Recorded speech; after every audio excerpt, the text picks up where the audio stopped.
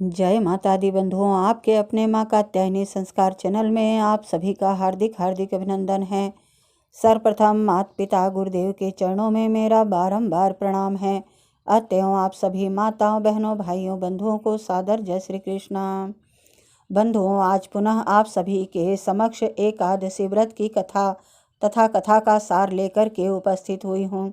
जैसा कि आप सभी जानते हैं तथा न जानते हों कि एक वर्ष में 24 एकादशी पड़ती है। हर मास में 2 एकादशी आती है। इस तरह से मिलाकर कुल 24 एकादशी आती है तथा जिस वर्ष अधिक मास होता है उस वर्ष में 2 एकादशी और पड़ जाती है।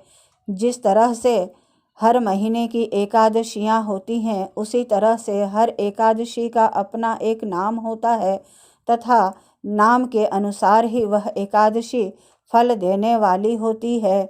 इस तरह से मैं आज आप सभी के मध्य 15वें नंबर की आषाढ़ कृष्ण पक्ष की एकादशी लेकर के उपस्थित हुई हूँ। बंधुओं, आषाढ़ कृष्ण पक्ष की 15वीं एकादशी को योगिनी एकादशी के नाम से जाना जाता है। सावधान बंधुओं, कथा इस प्रकार प्रारंभ होती है। अर्जुन ने कहा, है त्रिलोकीनाथ, मैंने ज्येष्ठ माह में शुक्ल पक्ष के निर्जला एकादशी की कथा सुनी। अब आप कृपा करके आषाढ़ माह के कृष्ण पक्ष की एकादशी की कथा सुनाइए।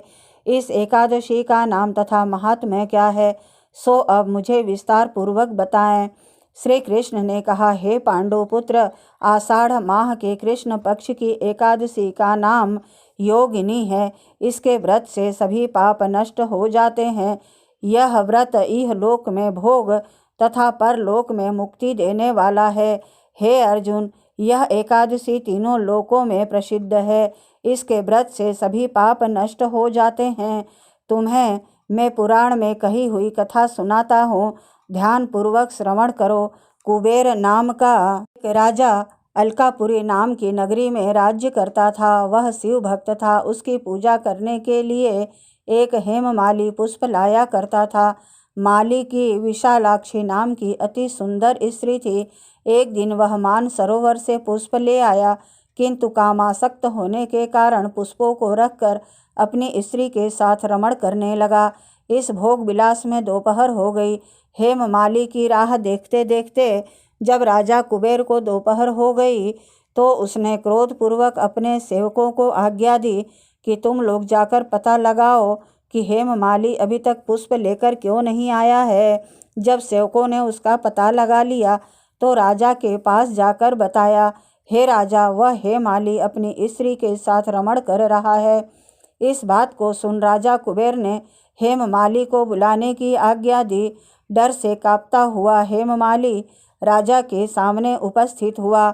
उसे देखकर कुबेर को अत्यंत क्रोध आया और उसके होंठ फड़फड़ाने लगे।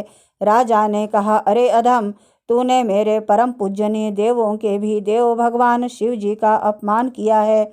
मैं तुझे शाप देता हूँ कि तू स्त्री के वियोग में तड़पे और मृत्यु लोक में जाकर कोढ़ी होकर कोढ़ी का जीवन यापन करे।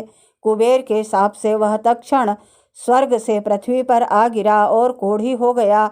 उसकी स्त्री भी उससे बिछुड़ गई। मृत्युलोक में आकर उसने अनेक भयंकर कष्ट भोगे, किंतु शिव की कृपा से उसकी बुद्धि मलिन न हुई और उसे पूर्व जन्म की भी सुध रही। अनेक कष्टों को भोगता हुआ तथा अपने पूर्व जन्म के कुकर्मों को याद करता हुआ वह हिमालय पर्वत की तरफ चल पड़ा। चलते चलते वह मार्कंडेय ऋषि के आश्रम में जा पहुंचा। वह ऋषि अत्यंत वृद्ध तपस्वी थे। वह दूसरे ब्रह्मा के समान प्रतीत हो रहे थे और उनका वह आश्रम ब्रह्मा की सभा के समान शोभा दे रहा था।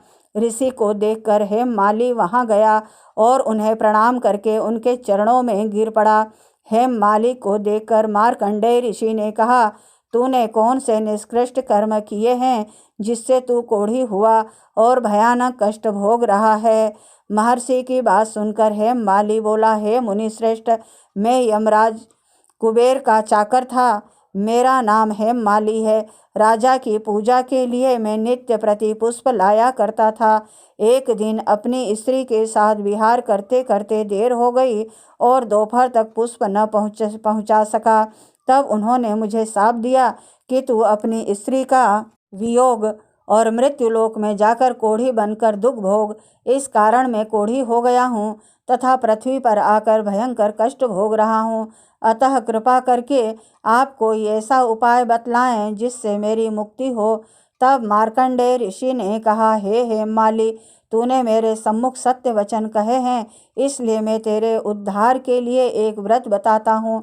यदि तू आषाढ़ माह के कृष्ण पक्ष की योगिनी नामक एकादशी का विधान पूर्वक व्रत करेगा तो तेरे सभी पाप नष्ट हो जाएंगे। महर्षि के वचन सुन हेममाली अति प्रसन्न हुआ और उनके वचनों के अनुसार योगिनी एकादशी का विधान पूर्वक व्रत करने लगा।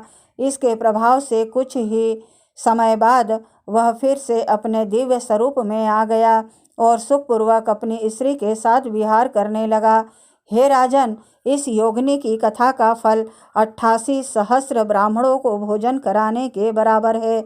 इसके व्रत से सभी पाप नष्ट हो जाते हैं और अंत में मोक्ष